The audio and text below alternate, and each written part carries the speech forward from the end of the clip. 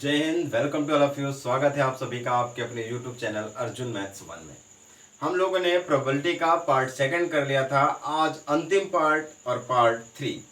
ठीक है, इस पार्ट में हम लोग सीखेंगे बाइनोमियल डिस्ट्रीब्यूशन और लास्ट वाले पार्ट में हम लोगों ने 3 सेट्स का डायग्राम, वेन डायग्राम देखा था, उसमें थोड़ा सा छूट गया था। मैं आपको आज 3 सेट्स का वेन डायग्राम बता दूंगा, वो कंप्लीट करूंगा और उसके बाद कंडीशनल प्रोबेबिलिटी होगी। फिर उसके बाद कि जैसे कि कई सारे क्वेश्चन आते हैं, जैसे कि एन पत्र लिखे लिफाफे हैं और एन पत्र हैं, उनमें सही पत्र सही लिफाफे में जाए, ये सारी चीज़ें मैं आपको इस वीडियो में आज डिस्कस करूंगा। ठीक है, चलिए तो स्टार्ट करते हैं वीडियो को। 3 सेट्स का वेन डायग्राम बनाना है। Venn diagram of 3 sets. ठीक, तो 3 सेट का वेन डायग्राम बनाना था हमको। बनाते हैं, थोड़ा बड़ा सा बना लीजिए।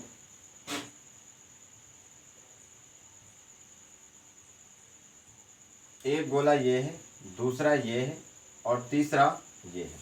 3 सेट बन गए। चलिए इधर देखते हैं। इन तीनों के अलग अलग नाम दे दिए जाते हैं। पहले का नाम ए, इसका नाम बी, इसका नाम है सी। हमने तीनों के नाम दे दिए। अच्छा, अब हम बात कर लेते हैं इसकी। इसमें जरा देखिए, इसमें क्या क्या है। इन सबको छोड़ दीजिए, आप ऐसे ऐसे इतना छोड़ दीजिए। आप देख रहे हैं यहाँ पर बी है और क्या है, सी है। आप ये इस ए है और क्या है, सी है। क्योंकि आप बी को हटा रहे हैं, बोलेंगे इतना पार्ट में क्या है, इतने पार्ट में ए है और सी है लेकिन बी नहीं है, तो इसका नाम क्या हो जाएगा, इसका नाम हो जाएगा कि ए है, क्या है, ए है और बी है और सी नहीं है, मतलब C dash. A intersection B intersection C dash. ठीक, अच्छा, इस पार्ट की अगर हम बात करें तो आप इसका नाम क्या देंगे, जरा गौर से सोचिए। गौर से सोचिए नहीं, गौर से देखिए। इस पार्ट में ए है और बी है लेकिन सी वाला नहीं है, क्योंकि सी वाला तो इधर चला गया। आप बोलेंगे ए है और बी है और सी नहीं है। ए है, बी है और सी नहीं है, इसका मतलब सी डैश लिखते हैं। अच्छा, अब अगर हम इस पार्ट की बात करें, जरा देखो इसका नाम क्या देंगे आप। इसे आप क्या लिखेंगे, बी है, सी है लेकिन ए नहीं है, इसका मतलब बी है और सी है और ए नहीं है। ठीक, इतना हम लोगों ने पिछली वीडियो में कर लिया था। अब इसके आगे चलते हैं। देखिए जरा, इस वाले पार्ट की अगर मैं बात करूं तो जरा देखो, इसमें ए भी है, इसमें बी भी है और इसमें ए भी है और इसमें बी भी है। ये वाला बी है ना, इसमें बी भी है और ये वाला सी है, तो इसमें सी भी है। इसमें तीनों चीजें हैं। आप लिखेंगे ए है और बी है और सी है। 2 सेट्स का डायग्राम हमने पिछले वाले वीडियो में सीखा था, आज 3 सेट का सीखेंगे। ठीक, अच्छा, अब हम बात कर लेते हैं इसकी। जरा देखो, ये एकदम साफ सुथरा लिखा हुआ है, इतना देखो गौर से। ये क्या है, ये केवल बी है ना, ओनली बी। इसमें ना तो ए है और ना ही सी है, तो आप कहेंगे इस पार्ट का नाम है only B and not C and not ए।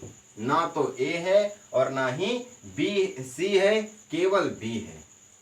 इस प्रकार इसका नाम बता दीजिए जरा।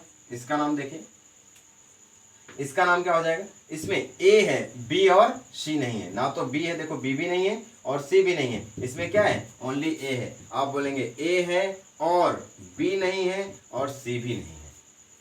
अब बचा ये वाला, इसका नाम बता दीजिए जरा। इसका नाम इधर लिख देते हैं। देखिए इसका नाम क्या होगा। इसमें क्या है, इसमें सी है। देखो ये वाला पार्ट हमको केवल देखना है, इतना सा, यही तो देखना था। इसमें क्या है, इसमें सी है, बी ए नहीं है और बी भी नहीं है। आप कहेंगे सी है और, देखिए जरा, सी है और ए नहीं है और सी भी नहीं है, सॉरी बी भी नहीं है।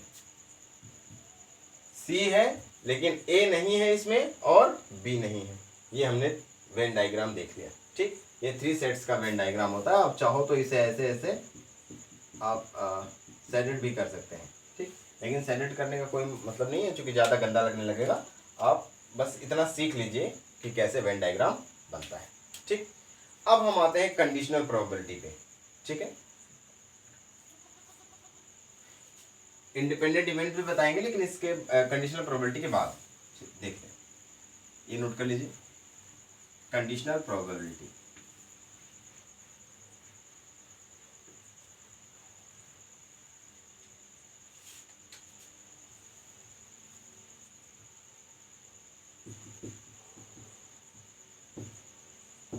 Conditional probability, probability of A upon B, probability of A upon B. लेकिन अगर ऐसा लिखा होता प्रोबेबिलिटी ऑफ ए, और ये जो अपॉन है इस तरीके लिख जाता, तो अब आप इसे ए अपॉन बी नहीं पढ़ते, अब पढ़ते probability of A and not be, probability of A and not be, ठीक है। इसको ये पढ़ा जाएगा, याद रखिएगा, ठीक।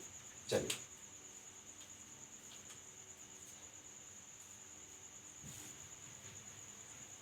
हम लोग बात करते हैं probability of A upon B की। इसका मतलब है कि बी के घटित हो जाने के बाद ए के घटित होने की प्रायिकता।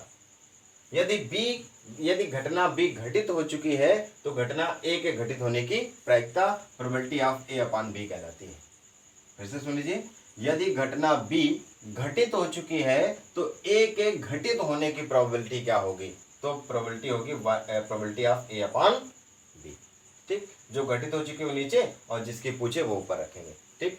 फार्मूला होता है probability of A intersection B, इन दोनों का इंटरसेक्शन बटे नीचे वाला प्रोबेबिलिटी ऑफ बी। इसी प्रकार अगर लिख देता probability of B upon A, मतलब ए के घटित हो जाने के बाद बी के घटित होने की प्रोबेबिलिटी, तो आप क्या लिखते हैं, probability of B intersection A, या probability of A intersection B.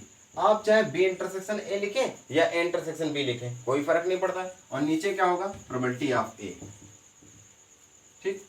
नीचे क्या होगा, प्रोबेबिलिटी ऑफ ए। इस पे एक क्वेश्चन कर लेते हैं, इस पे बेस्ड। चलो देखिए,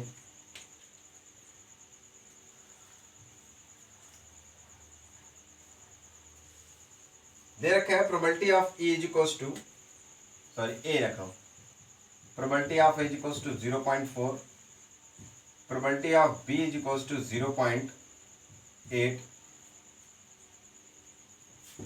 probability of B upon A is equals to 0.6। पूछ रहा है probability of A upon B क्या होगा। ऑप्शन दे रखे हैं, 4 ऑप्शन है, इधर ही ऑप्शन लिख लेते हैं। पहला ऑप्शन दे रखा है 0.4, बी ऑप्शन दे रखा है 0.2, सी ऑप्शन दे रखा है 0.3 और डी ऑप्शन 0.4। ये 4 ऑप्शन आपको दे रखे हैं।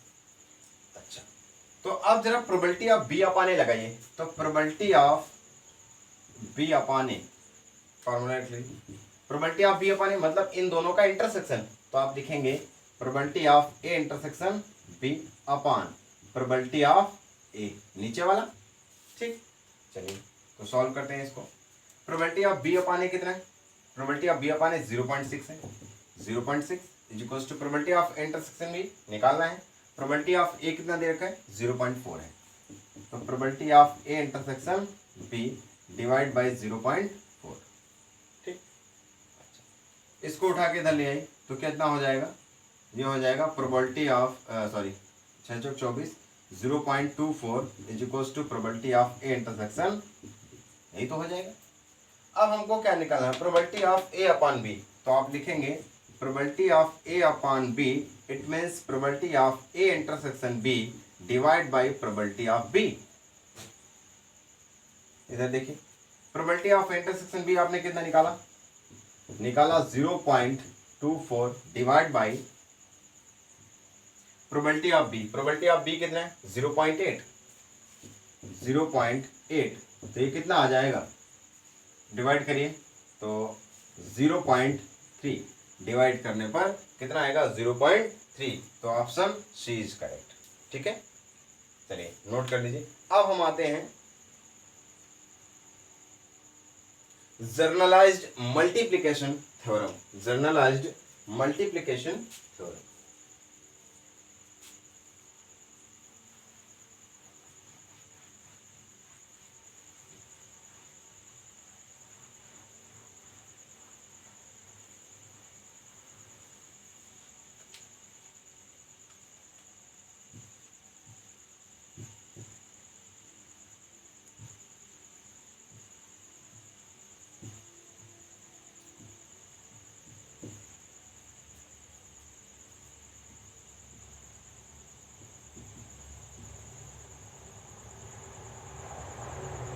Generalised multiplication theorem. ठीक, क्या होती है? अभी आपने फार्मूला लिखा था, probability of A by B is equals to probability of A intersection B divide by probability of B. अब इसको आप ऐसे लिख लीजिए, इंटरसेक्शन वाला एक तरफ कर लीजिए। तो आप लिखेंगे probability of A intersection B is equals to probability of B into probability of A upon B. इसे कहते हैं जर्नलाइज्ड मल्टीप्लिकेशन थ्योरम। इसे क्या कहते हैं? Generalised multiplication theorem. आप ये भी लिख सकते हैं probability of A intersection B, या बी इंटरसेक्शन है, चलो बी इंटरसेक्शन है लिख लेते हैं, बात तो वही है। Probability of B intersection A is equals to, आप क्या होगा देखो, पहले ए पहले था तो यहाँ बी पहले आया, अब क्या आ जाएगा? Probability of A into probability of B upon, जो नीचे वही ऊपर रहता है। इसको भी इस तरीके लिखा जा सकता है। ये जनरलाइज एडिशनल थ्योरम। अभी ये क्या है? ये कंडीशनल प्रोबेबिलिटी है ना, कि अगर बी के घटित हो जाने के बाद ए के घटित होने की प्रायिकता, ये डिपेंडेंट है अभी। अब हम बात करते हैं इंडिपेंडेंट इवेंट की। किसकी? Independent event. जरा इसे भी देख लीजिए।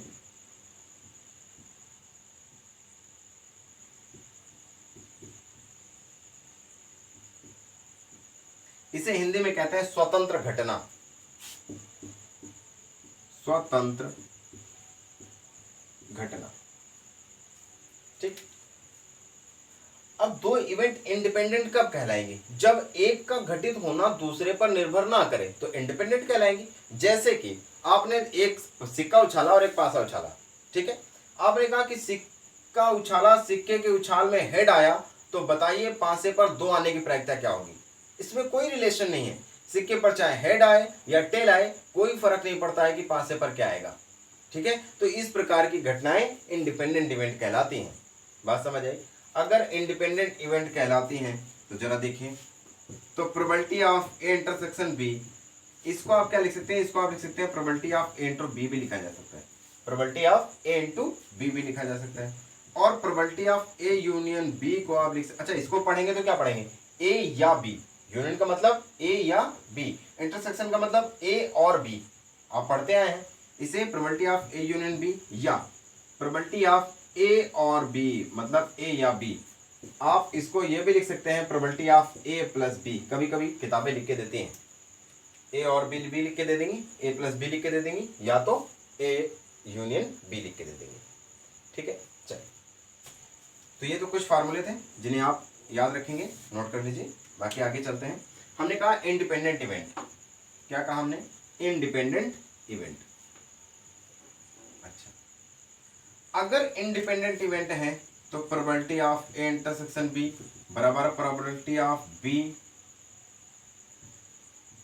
इनटू, इसी को हमने नोट किया, probability of intersection B is equals to probability of B into probability of A upon B लिखा जाए ना, क्योंकि अब डिपेंड नहीं कर रहा है। ये क्या हो गई? इंडिपेंडेंट, मतलब इस पर डिपेंड ही नहीं कर रही है। हमने अभी कहा ना कि एक सिक्का उछाला गया और एक पासा उछाला गया, आपसे कहा जा रहा सिक्के पर हेड आया है, तो बताइए पासे पर 4 आने की प्रायिकता क्या होगी?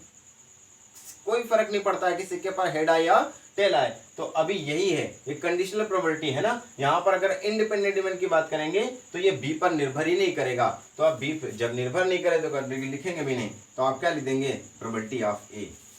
इसको पूरे को क्या लिख देंगे? प्रोबेबिलिटी ऑफ ए, चूंकि बी पर डिपेंड ही नहीं कर रही है। और बी क्या थी? बी थी कि पासे पर 2 आया है, पासे पर हेड आया है, सॉरी पासे पर 4 आया है और सिक्के पर हेड आया है। तो ये हो गया। अच्छा, इसको इंटरसेक्शन को अभी थोड़ी देर पहले मैंने लिखा था कि probability of A into B भी लिखा जा सकता है। इसका मतलब probability of A into B is equals to probability of A, इसको पहले लिख लो, इंटू प्रोबेबिलिटी ऑफ बी। और ये कब पॉसिबल है? जब इवेंट इंडिपेंडेंट हो।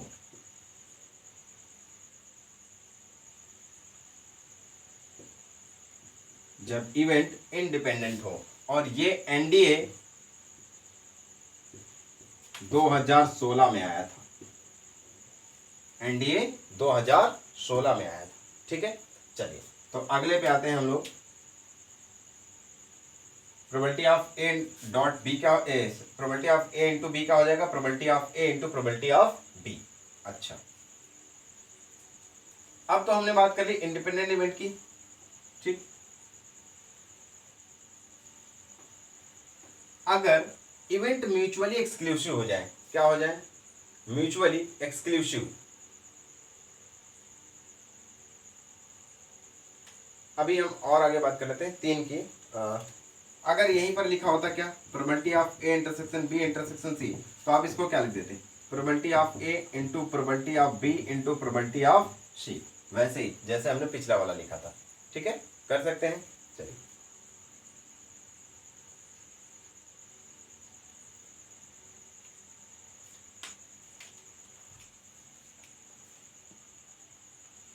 If A and B are mutually exclusive, तो आप क्या बताएंगे? देखिए, अगर म्यूचुअली एक्सक्लूसिव हुआ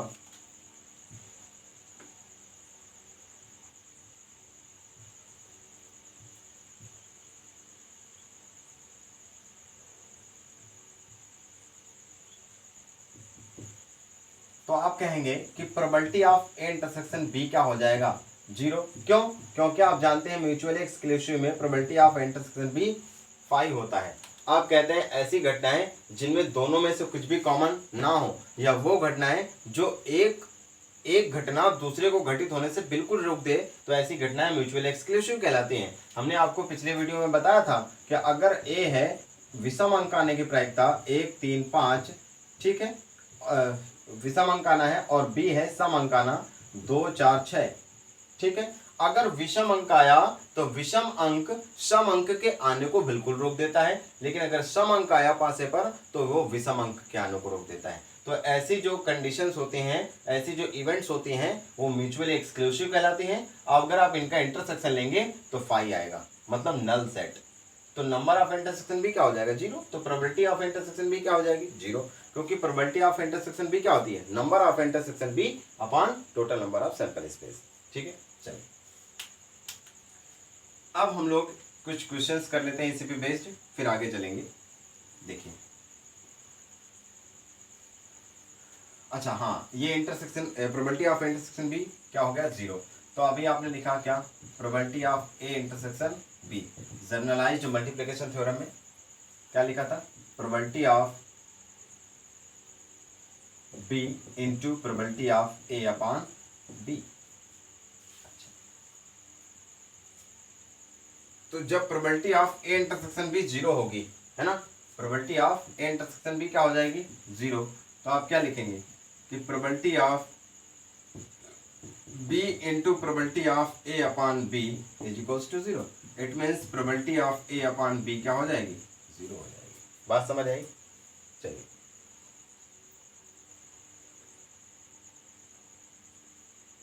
अब हम लोग आते हैं क्वेश्चन पे।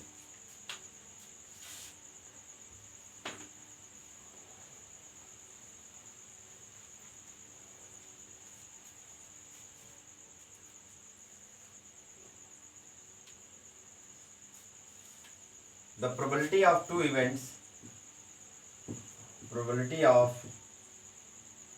events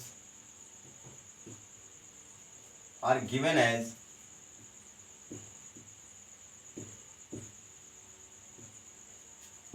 probability of A is equals to 0.8, ठीक है, and probability of B is equals to 0.7, and इधर एक and probability of B is equals to 0.7, then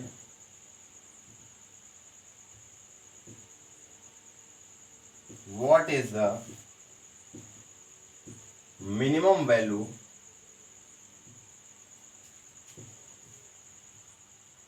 value of probability of A intersection B. ठीक, option दे रखा है 0, 0.1, 0.5 और 1। ये ए ऑप्शन है, ये बी ऑप्शन है, ये सी ऑप्शन है और ये डी ऑप्शन। अब आपसे कह रहा है कि ए इंटरसेक्शन बी की मिनिमम वैल्यू क्या होगी। तो सबसे पहला काम ए इंटरसेक्शन बी का फॉर्मूला लिख लीजिए। ठीक, तो फार्मूला आप जानते हैं क्या होता है, probability of A intersection B is equals to probability of A plus probability of B minus का probability of A intersection B. और ये क्वेश्चन आया हुआ था एनडीए में, एनडीए 2018, एनडीए 2018। ठीक है, अच्छा अब कह रहा है ये मिनिमम होना चाहिए। क्या कह रहा है, what is the minimum value of A intersection B. Probability of A intersection B, ये मिनिमम कब होगा, जब ये मैक्सिमम होगा। अगर ये मिनिमम हो गया तो ये पूरी वैल्यू मैक्सिमम हो जाएगी। मान लीजिए ये 0 हो गया तो ये ज्यादा वैल्यू मिलेगी। अगर ये 0.1 हो गया तो इससे कुछ घटेगा, इसका मतलब वैल्यू कम हो जाएगी। अगर ये 0.5 हुआ तो कुछ घटेगा, वैल्यू और कम हो जाएगी। और probability of A intersection B, intersection नहीं है, यूनियन है सब। ठीक, probability of A union B maximum कितनी हो सकती है, 1। क्यों, आपको पता है कि किसी भी घटना की प्रोबेबिलिटी मैक्सिमम 1 और मिनिमम 0 हो सकती है। तो आप कहेंगे ये अधिकतम 1 हो सकती है। इसका मतलब इसके न्यूनतम होने के लिए जरूरी है कि ये अधिकतम हो जाए, तब तो ये पूरी वैल्यू न्यूनतम मिलेगी। और ये तो इसके बराबर है। तो आप बोलेंगे कि probability of A intersection B के मैक्सिमम होने के लिए जरूरी है कि probability of A union B क्या होती है, sorry, probability of A intersection B के मिनिमम होने के लिए जरूरी है कि probability of A union B क्या हो जाए, मैक्सिमम। तो ये क्या है, probability of A 0.8 plus probability of B कितना है 0.7 और ये मैक्सिमम कितना हो सकता है 1। ठीक, तब तो ये वैल्यू मिनिमम आएगी। तो ये हुआ 8 और 15, 1.5 माइनस का 1, it mean 0.5। Option C is correct, option C is correct. ठीक है, चलिए अब हम लोग आते हैं नेक्स्ट क्वेश्चन पे।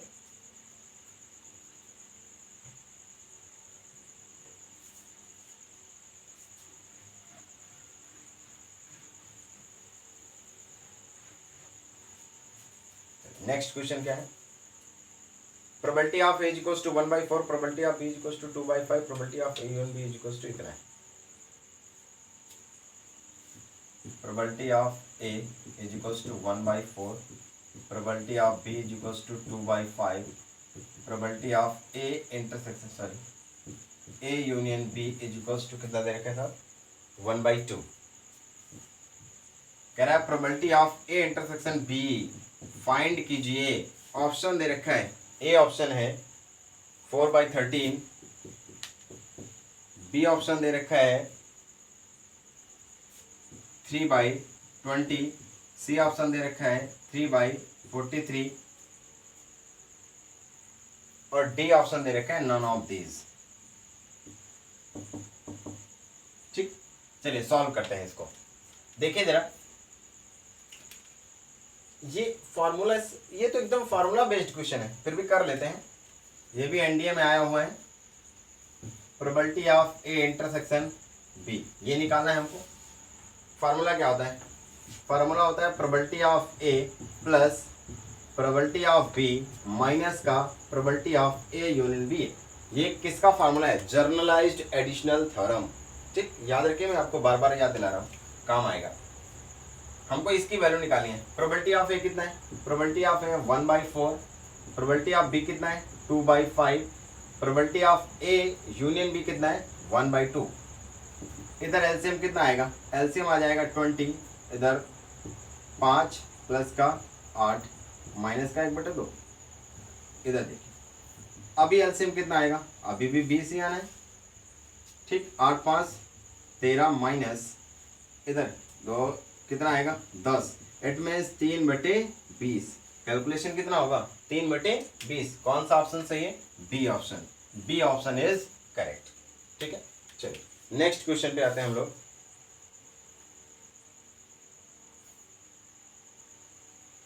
इसी पे और भी पूछ रहे हैं, इसी पे और कुछ पूछ रहे हैं। कह रहा है probability of A and B not, probability of A and B not बताइए। Probability of A and B not क्या हो जाएगा, आप लिखेंगे ए है लेकिन बी नहीं है। देखो इसको समझिए, इसी से फार्मूला बना देंगे। समझो क्या कह रहा है, ए है और बी नहीं है, इसका मतलब ए है।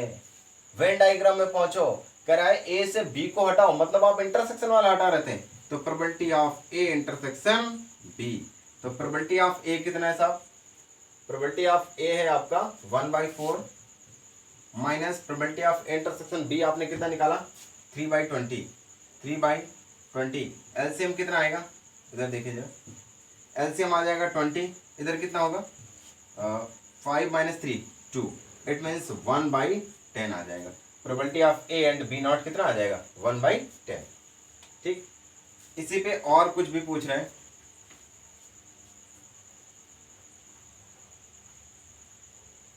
अगला क्या पूछ रहा है भाई, 1/4।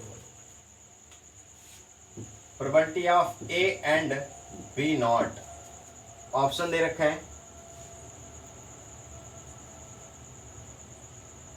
पूछ रहा है probability of A not and B not, option दे रखा है 1/4 और है 1/2 1/3, 1/2 1/3 एंड नन ऑफ दीज। जरा देखो, ना तो ए लेना है और ना ही बी लेना है। अभी आपने निकाला था थोड़ी देर पहले कि probability of A dash intersection B dash को अपन लिख सकते हैं probability of A union B का होल डैश, लिख सकते हैं ना। और जैसे ही आपको याद आया कि probability of A bar is equals to 1 minus probability of A होता था, अच्छा तो साहब इसको क्या लिख सकते हैं 1 माइनस का probability of A union B. नई बात समझ आई, आ गई ना। तो आप देखो probability of A union B कितना निकाला 1/2 है, तो ये आ जाएगा 1 माइनस का 1/2, इट मीन्स आंसर क्या आ जाएगा, आंसर आ जाएगा आपका 1/2। चलिए नेक्स्ट टाइटल पे आ जाते हैं। अब कुछ काम की बातें कर लेते हैं, फैक्ट है, आप सिर्फ नोट करिएगा। ठीक, अभी तो आपने समझा, बस आप इसको थोड़ा फैक्ट है नोट कर लीजिएगा, कॉपीराइट। अगर n सम संख्याएं, n क्या है, इवन नंबर्स हैं, तो अगर n सम संख्याएं हैं तो इनमें कुछ ऐसी होंगी जो विषम होंगी, कुछ ऐसी होंगी जो सम होंगी। तो हमको बताना है n सम संख्याओं में कितनी सम होंगी और कितनी विषम होंगी। तो आप बोलेंगे n/2 इवन होंगी और n/2 ऑड होंगी। जैसे मैं आपसे कह दूं कि 10 है, 10 क्या है, एक सम संख्या है, बताओ इसमें इवन कितनी ऑड कितनी, तो आप क्या करेंगे 2 से भाग लगा दो, क्योंकि n/2 इवन होंगी और n/2 ही ऑड होंगी, इसका मतलब आएगा कितना 5। तो आप बोलेंगे 5 जो है इवन होंगी और 5 ऑड होंगी। आप चाहो तो लिख के देख लो 1 2 3 4 5 6 7 8 9 10। देखो इवन कौन कौन सी है, 2 है ना। फिर अगली इवन कौन सी है, अगली इवन है 4, फिर 6, फिर 8, फिर 10, 1 2 3 4 5। ऑड देखो 1 3 5 7 9, ऑड भी 1 2 3 4 5, ये ऑड नंबर हो गए। जितनी इवन उतनी ही ऑड। ठीक, चलिए अगला, अगर n इवन नंबर है, सॉरी n ऑड नंबर है, n क्या है ऑड नंबर है। अब आपको बताना है इसमें कितने इवन होंगे कितने ऑड होंगे। तो n + 1/2 होंगी ऑड, n + 1/2 क्या होंगी ऑड, और इवन क्या होंगी n - 1/2, या आप कह सकते हैं ऑड -1। एग्जाम्पल मैं इसका भी दे देता हूं, जैसे कि ऑड ऑफ 11 ले लीजिए, क्योंकि आसानी होगी सॉल्व करने में। n + 1/2 क्या होंगी ऑड होंगी, इसका मतलब ऑड अगर आप लिखेंगे विषम संख्याएं तो 11 + 1/2, इसका मतलब 6। विषम संख्याएं कितनी होंगी 6। और सम लिखना है ना, ये सम है इवन, सम ये विषम है। ठीक, ऑड को विषम कहते हैं। अच्छा, अब हमको निकालना है इवन। इवन के लिए क्या लिखेंगे n - 1/2, इसका मतलब n कितना था 11, 11 - 1/2 इट मीन्स 5। जरा देखो अगर हम इसको लिखें तो आप क्या लिखेंगे लिखेंगे 1 2 3 4 5 6 7 8 9 10 11। काउंट करिए। पहले क्या निकालना है? ऑड। ऑड निकालने के लिए जरा देखो, ये क्या है? 1 3 5 7 9 11। 1 2 3 4 5 6। देखिए ऑड कितनी आ गई? 6 आ गई। अब आपको निकालना क्या है? अब आपको निकालना है इवन।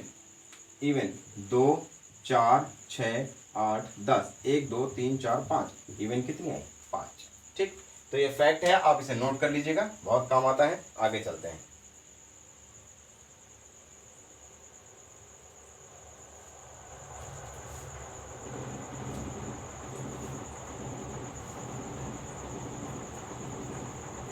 आगे चलने से पहले मैं आपको बता देता हूं बाइनोमियल डिस्ट्रीब्यूशन। अगर n ट्रायल किए गए हैं, कितने ट्रायल? n ट्रायल किए गए हैं। n ट्रायल में कुछ ट्रायल सक्सेस हुए होंगे। ट्रायल का मतलब होता है प्रयास करना। कुछ प्रयास सक्सेस हुए होंगे और कुछ प्रयास अनसक्सेस मतलब फेल्योर हुए होंगे। कुछ प्रयास सफल हुए होंगे, कुछ प्रयास असफल रहे होंगे। तो आप कहेंगे कुछ रहे होंगे सक्सेस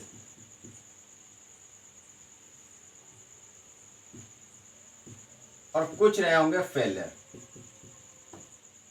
कुछ सक्सेस रहे होंगे और कुछ फेलियर रहे होंगे। हमने कहा जो सक्सेस थे वो P थे और फेलियर थे वो Q थे। जो सक्सेस की प्रोबेबिलिटी वो P है और फेलियर की प्रोबेबिलिटी वो Q है। और P plus Q is equals to 1 है, क्योंकि आप जानते हैं कि अगर दो घटनाएं हैं, एक सक्सेस है एक फेल्योर है, तो इनका योगफल मैक्सिमम 1 हो सकता है, इससे ज्यादा तो हो ही नहीं सकता। ठीक, चलिए अगर मैं आपसे कहूं कि n ट्रायल में r ट्रायल के सक्सेस होने की प्रोबेबिलिटी, n ट्रायल में से r के सक्सेस होने की प्रोबेबिलिटी, तो आप क्या कहेंगे?